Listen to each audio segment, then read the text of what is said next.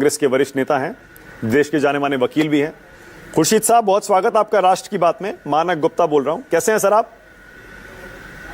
जी आज मैं अच्छा हूं, शुक्रिया, धन्यवाद। ओके, अब खुर्शीद साहब, ये हिंदुस्तान की तरफ से जो अभी सोर्सेज के थ्रू अपनी ऑफिशियल पोजीशन क्लियर की गई है, आप उसको कैसे देख रहे हैं कि हमने कोई मीडिएशन स्वीकार नहीं किया है, कहीं कोई बातचीत पाकिस्तान से कश्मीर पर नहीं होगी, सिर्फ आतंकवाद पर अगर वो करना चाहें तो हम तैयार हैं। यानी डोनाल्ड ट्रंप और जेडी वैंस ने कल जो कहा था, हमने एक तरह से उनकी बात को काटकर ऑफिशियल पोजीशन स्पष्ट कर दी है। आप कैसे देख रहे हैं इसे? देखिए, बहुत जल्दबाजी में हमें कोई प्रतिक्रिया नहीं देनी चाहिए, क्योंकि मामला बहुत उच्च स्तर का है, जो प्रधानमंत्री लेवल का है या मानिए कि अमेरिका के राष्ट्रपति के लेवल का है। तो छोटा मुंह बड़ी बात होगी कि मैं कहूँ कि हाँ ये सही है वो गलत है। कुछ ना कुछ तो हुआ है, ऐसा तो है नहीं कि कुछ नहीं हुआ है। कुछ ना कुछ हुआ है जिसको दोनों देशों ने, हिंदुस्तान और भारत ने, पाकिस्तान ने स्वीकार किया है। अब उसकी रूपरेखा क्या होगी, उसमें क्या पहलू होंगे, उसके क्या रास्ते होंगे, क्या स्ट्रक्चर होगा, इस पर विचार होगा और ये बात स्पष्ट हो जाएगी। अभी क्या है कि अभी बहुत प्रेशर होता है, जनता का बड़ा प्रेशर होता है, अपेक्षाएं होती हैं लोगों की, तो उनको फौरी तौर पे तत्काल उनको एड्रेस करना पड़ता है और उस पर कुछ ना कुछ बात कही जाती है।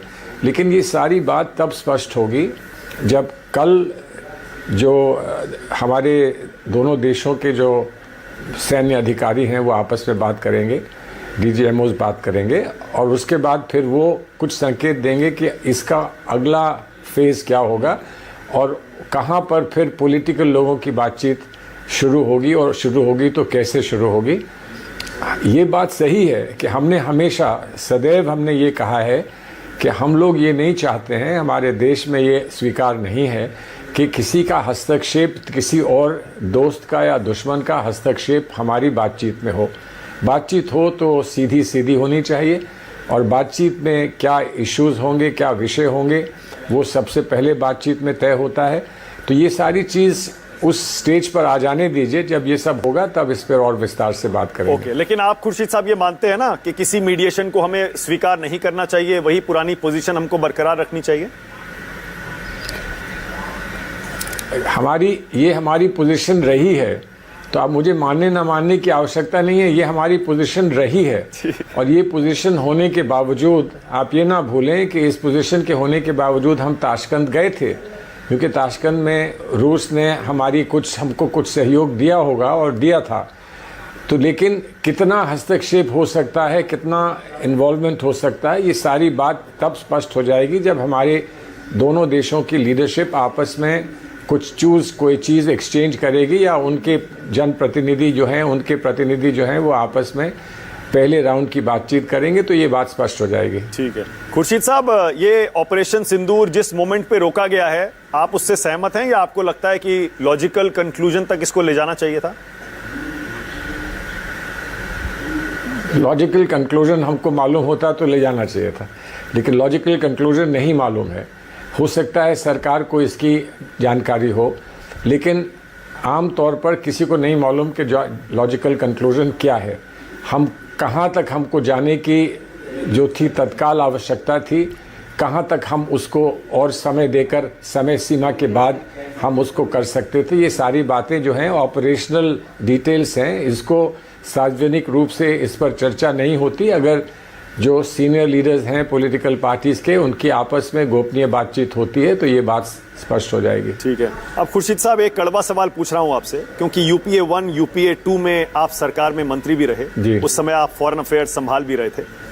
अब ये सर्जिकल स्ट्राइक, बालाकोट की एयर स्ट्राइक और इस बार पहलगाम के बाद ये ऑपरेशन सिंदूर की जब चर्चा होती है और कांग्रेस पार्टी कहती है इंदिरा गांधी याद आ गई, उन्होंने पाकिस्तान के 2 टुकड़े कर दिए थे, बीजेपी पूछती है 2008 में मुंबई हमले के बाद आपने कुछ क्यों नहीं किया था? खुर्शीद साहब, क्या आज आप कुछ उस पर रोशनी डाल सकते हैं क्या कि इंडियन एयरफोर्स और हमारी सेनाएं तैयार थी, सरकार ने नहीं बहुत दुख, क्रॉस बॉर्डर स्ट्राइक के लिए मना कर दिया था? बहुत दुख का विषय है। नहीं, बहुत दुख का विषय है कि आज सार्वजनिक रूप से आप दुनिया के सामने मुझसे ये कहलवाना चाहते हो कि उस समय जो आपकी गोपनीय जानकारी थी, जो आपकी सीक्रेट, जो भी आपकी नॉलेज थी, उसको आप सार्वजनिक कर दीजिए। जब हम ऐसे मौके पर सरकार को पूरा सहयोग देने की बात कर रहे हैं और सरकार के साथ खड़े हैं, तो सरकार की ओर से, सरकार ने ना कहा हो लेकिन सरकार की ओर से कोई ऐसी बातें करता है तो बहुत दुख का विषय है। दुख का विषय है जिसको हिस्ट्री की जांच करनी है, हिस्ट्री पर रिसर्च करनी है, वो कहीं ना कहीं पर समय से उस पर रिसर्च कर सकता है। लेकिन आज इस माहौल में जबकि सीज़ फायर का ऐलान हुआ है और वो ज़बरदस्ती हम पर नहीं हुआ है, वो हमने माना है, हमने स्वीकार किया है, तो आज जब सीज़ फायर का वो हुआ है, ऐलान हुआ है, घोषणा हुई है, तो उस समय ये चीज़ निकाल के, पुरानी बातें निकाल कर माहौल को, वातावरण को बिगाड़ा जाए, मैं नहीं समझता हूं कि ये देश के हित में है कि ये देश के विरोध में है। ओके, अब खुर्शीद साहब, ये जो नई एक पॉलिसी हिंदुस्तान की है कि अगर अटैक होगा तो हम घुस के मारेंगे, एलओसी और बॉर्डर भी क्रॉस करेंगे, ये एक शिफ्ट आप मानते हैं ना? ये तो हुआ है ना? नहीं, देखिए, बॉर्डर हमने एलओसी तो पहले क्रॉस किया था, लेकिन जब क्रॉस करने की बात होती है तो थल सेना के क्रॉस करने की बात की जाती है। नहीं तो जहाज़ तो कभी भी क्रॉस करते आए हैं, और जहाज़ को क्रॉस करने की आवश्यकता भी नहीं होती, वो अपनी तरफ से ही, अपने ही स्पेस से फायर कर सकता है और 200-300 किलोमीटर तक वो दाग सकता है। तो इसलिए अब वो सारे टेक्निकल डिटेल्स मैं आपके यहाँ पर आज उस पर मैं चर्चा करूँ तो वो क्या सही है, वो क्या उचित है? आपको क्रॉस करना है, क्रॉस करना हमेशा एक बहुत बड़ा डिसीजन होता है। किया है, हमने क्रॉस किया है, और हो सकता है कि फिर बाद में क्रॉस करें, लेकिन वो एक बड़ा डिसीजन होता है। एलओसी का या इंटरनेशनल बॉर्डर का क्रॉस करना एक बहुत बड़ा डिसीजन होता है।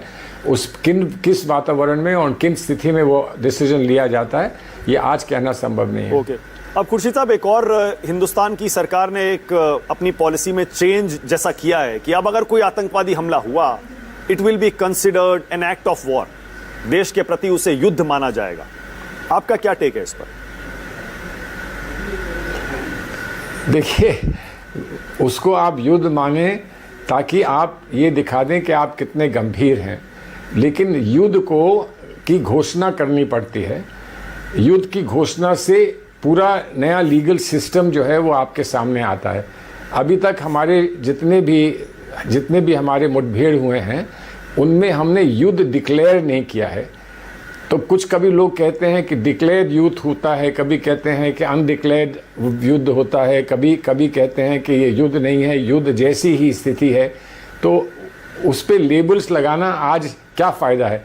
सिर्फ ये है कि जब हम पर हमला हो तो हम उसका सही मुंह तोड़ जवाब दें, इसकी अपेक्षा आम जनता को है, और मैं समझता हूं कि ऐसा करना सही है, और हम ऐसे करने में आप लोगों के, सरकार के साथ खड़े हैं। ठीक है। अब खुर्शीद साहब, आप इतना लंबा चौड़ा आपका अनुभव है, मतलब समाज में, राजनीति में, वकालत में, विदेश मामलों में, डिप्लोमेसी में, सर पाकिस्तान का कोई इलाज है क्या?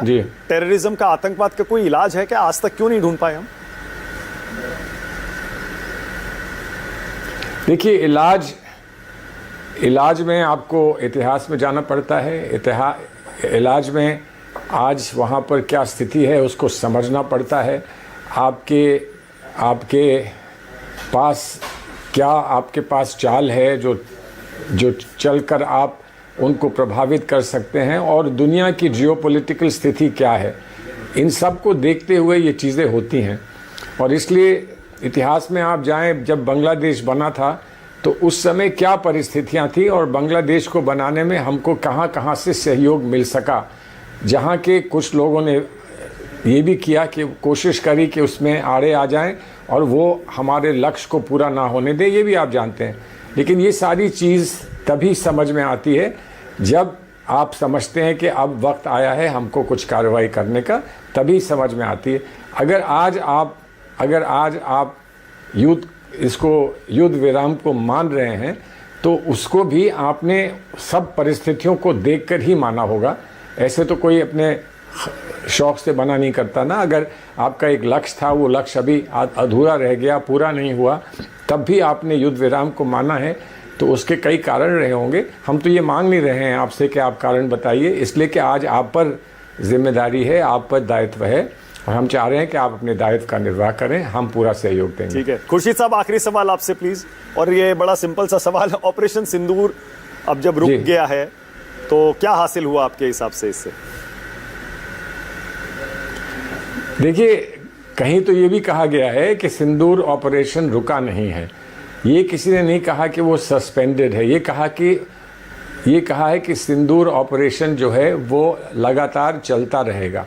लेकिन जब ऑपरेशन चलता रहता है तो उसमें अप एंड डाउन की वो रहती है, गुंजाइश रहती है कि कभी इंटेंसिटी बढ़ाती जाती है, कभी घटाई जाती है, तो वही कह सकते हैं।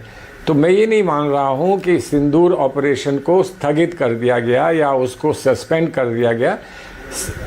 सिंदूर ऑपरेशन है, ये मुझे लगा है कि एयरफोर्स वालों ने ऐसा कहा है, और अगर कहा है तो हमको ये बात माननी चाहिए। ठीक है, थैंक यू सो मच।